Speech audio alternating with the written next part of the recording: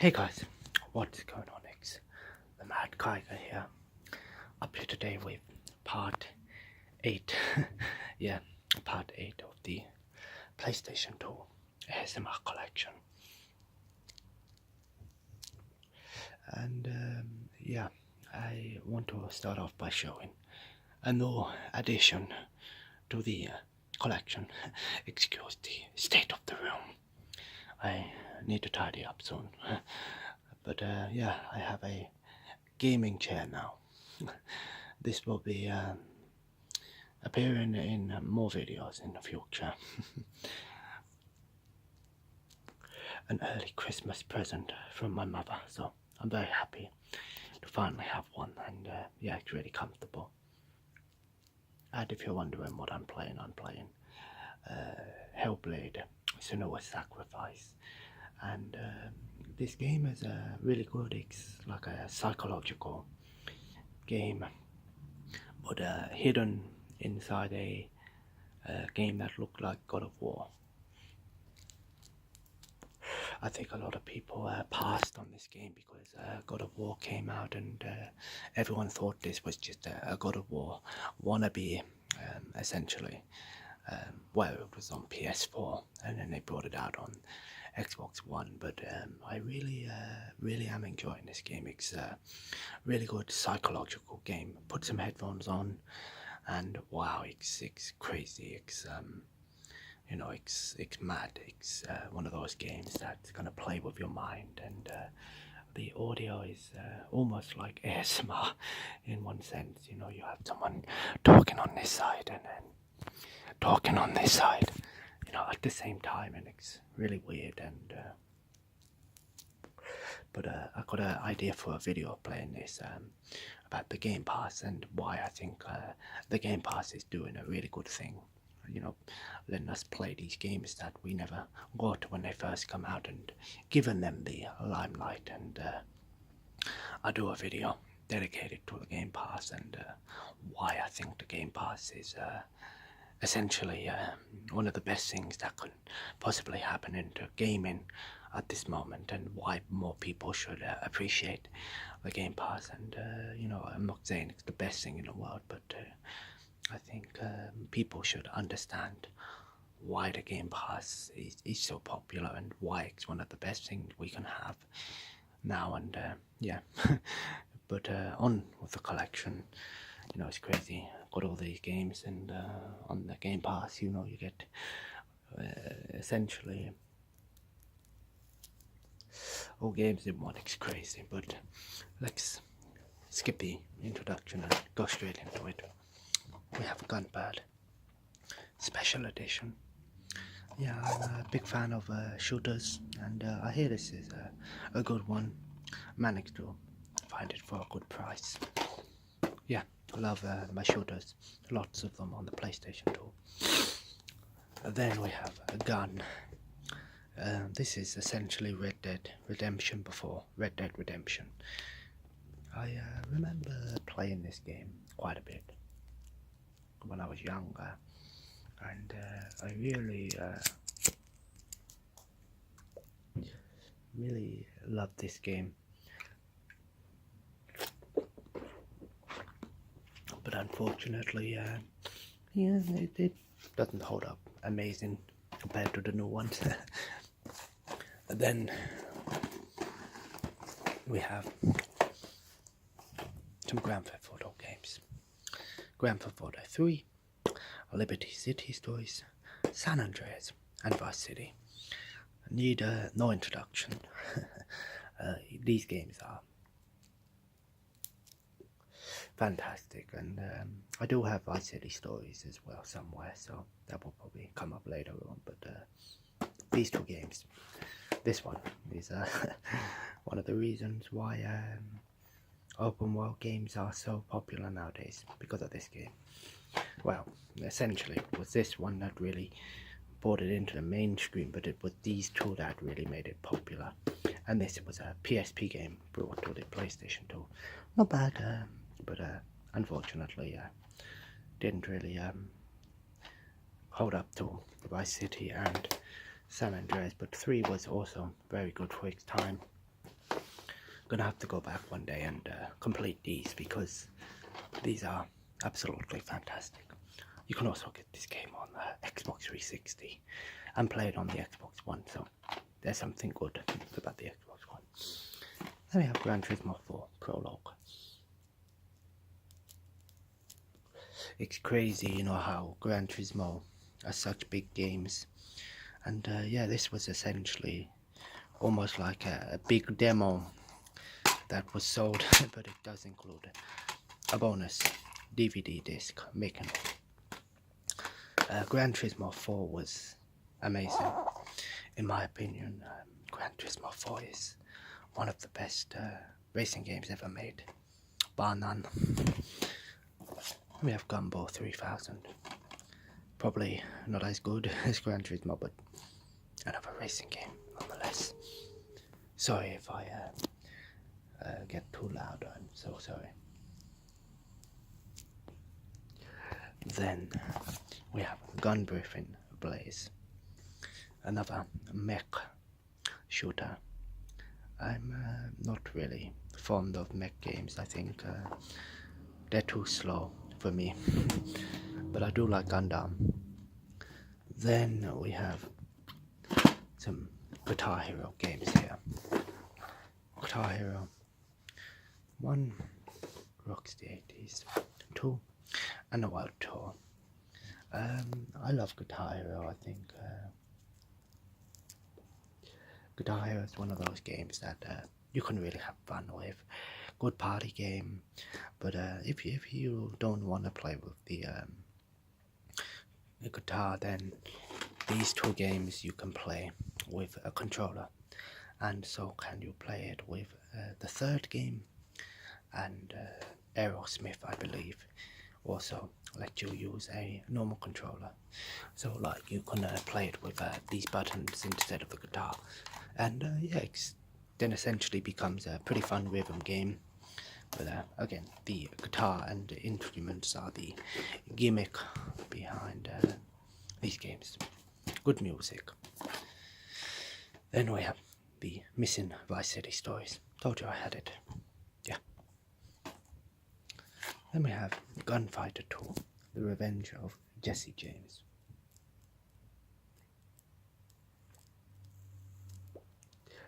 I believe it's a shooter, like a light gun shooter. So yeah, definitely would like to give this game a go one day. And if I had the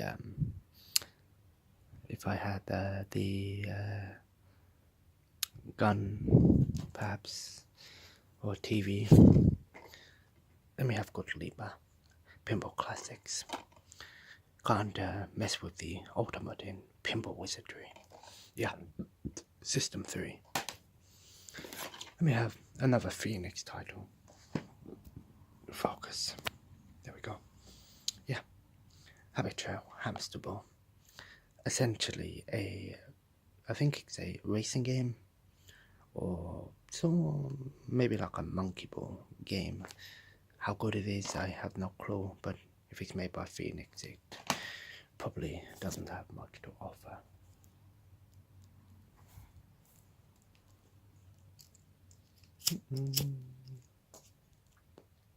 Then we have Half-Life. Perfect Balance is Valve. Only one and a sequel. Both as good as the other. Nothing better, nothing worse.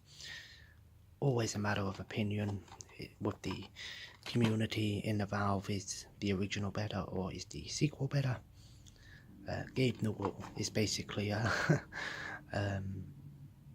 Thanos, because everything is in balance with Valve. And yeah, doesn't come better than this. Love Half-Life. Can't complain. Happy Feet. Again, another movie that had to have a video game. So, yeah, there it is. Then we have a couple of Harry Potter games here. Harry Potter and the Goblet of Fire and the Order of the Phoenix. The Harry Potter games have always been, you know, the fans aren't disappointed with Harry Potter games. It's just if you're not a fan of Harry Potter, they don't really offer much. But this game is so fun. Remember having a good time with this 2-player game, sorry, but well, you could have up to 3 players. But love this game. As for Order of the Phoenix, I think it's not as, I don't know. Perhaps one day I'll watch all the Harry Potter films and then play all the games. Until that day comes, it will just sit with the rest of them.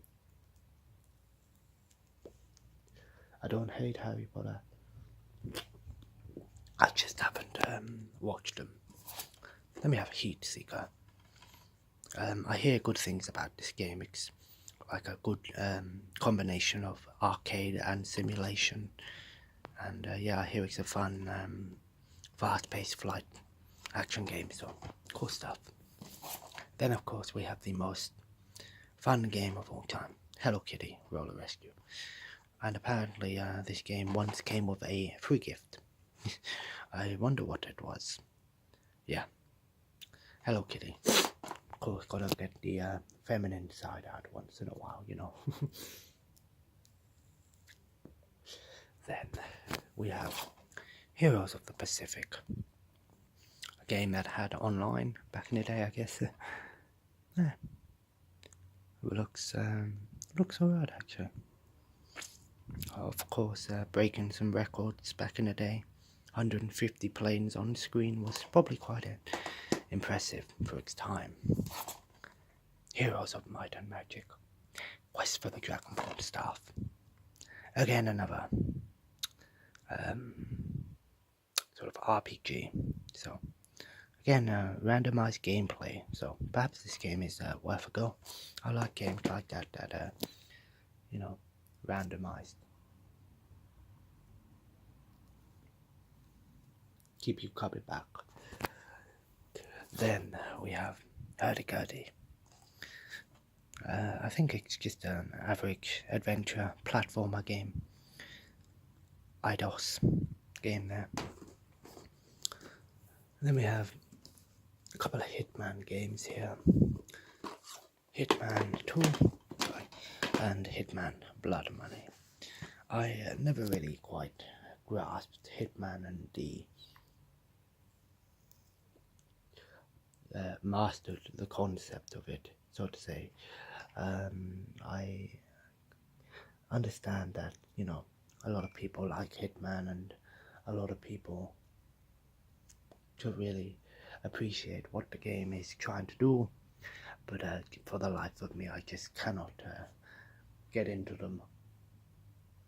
I think these are the sort of games that a lot of people use a walkthrough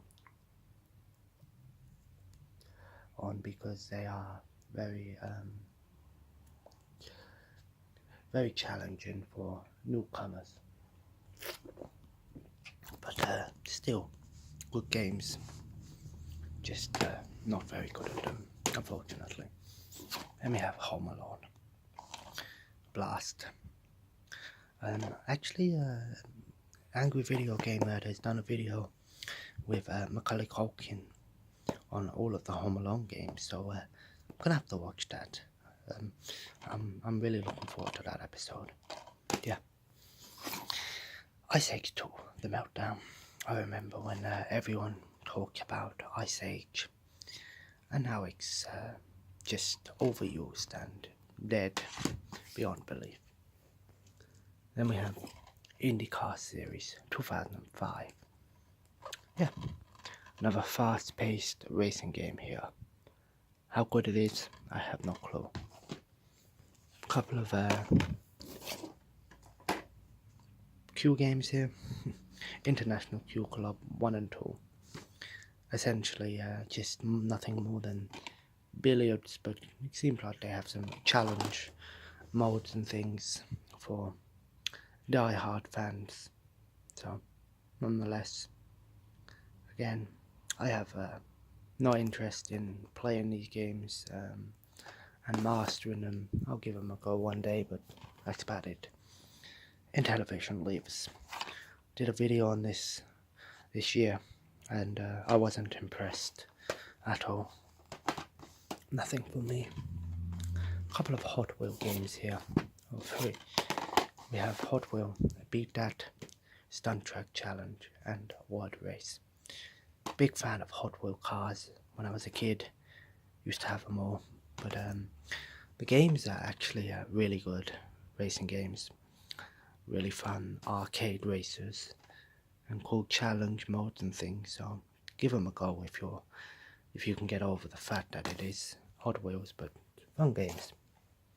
Hunter the Reckoning, Ray Ward. Yeah, this is actually a pretty fun game.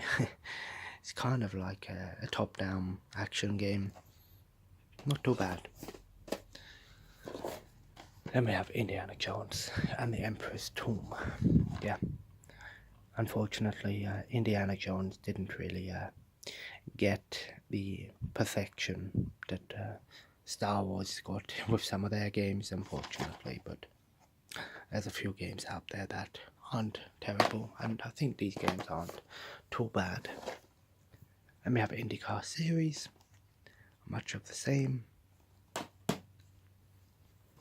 Inspector Gadget, Mad Robot Invasion. Yeah, a really platforming game there. International Superstar Soccer, which is actually a prequel, to Pro Evolution Soccer. Because it's Konami, so before there was PES, we had IS, or ISS, as some people might say. International Supercards. Ironically, I really enjoyed the kart racing on Project Cars, but how good this is, I couldn't say. International Snooper Championship. Yeah, because why not? Jackie Chan Adventures, based on the cartoon series. I remember the cartoon series, but I didn't watch it. And we have Jacked, essentially a Road Rash clone, but actually not too bad. Quite fun. Oh god. Iron Aces 2 Birds of Prey. Absolutely terrible game. One of the worst I've ever played. And unfortunately not everyone agrees with me, but what I meant was it's not the worst flying game ever made, but it's one of the worst I've ever played, is what I meant to say. So I'm sorry if you got the wrong idea. Iron Man.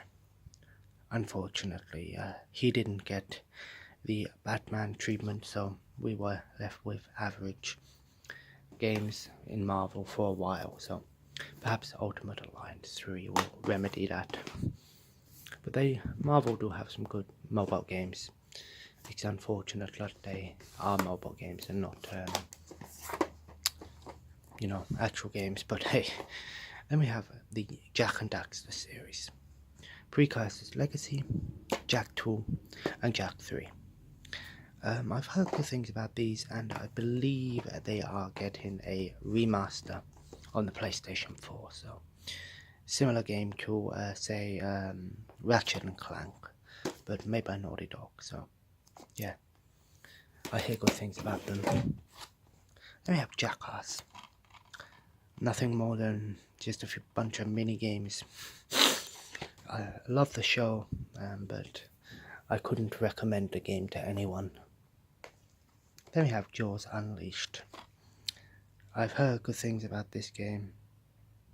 Why he is pink, I really don't know why he's pink.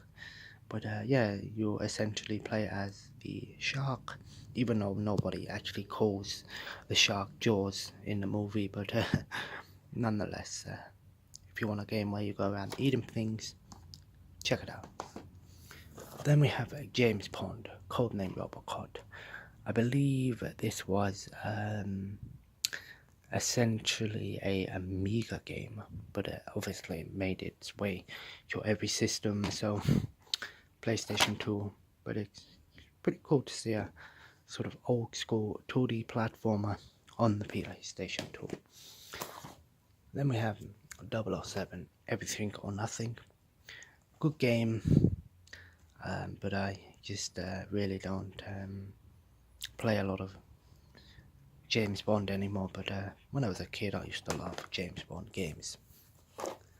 Then we have Jack X, which essentially is a racing game in a Jack and Daxter series. But I heard that this game actually had a game-breaking glitch which corrupt your PlayStation. So I believe it was the first release of this game.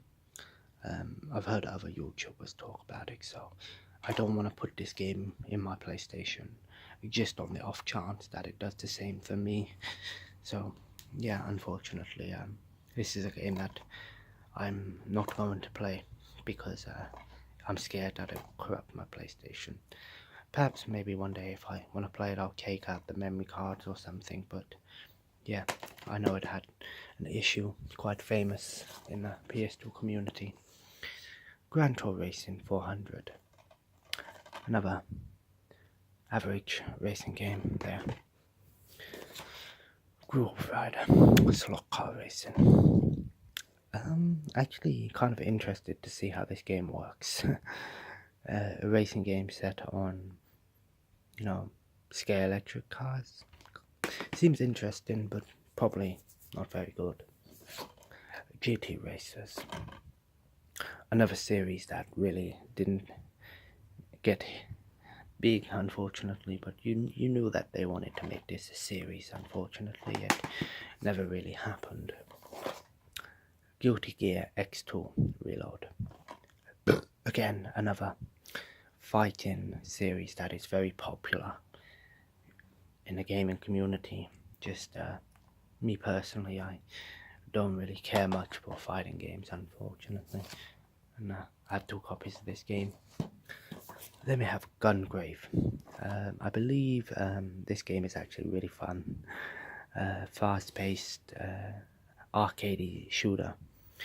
I believe it's based on an anime, I believe. Then we have Harry Potter and the Prisoner of Azkaban.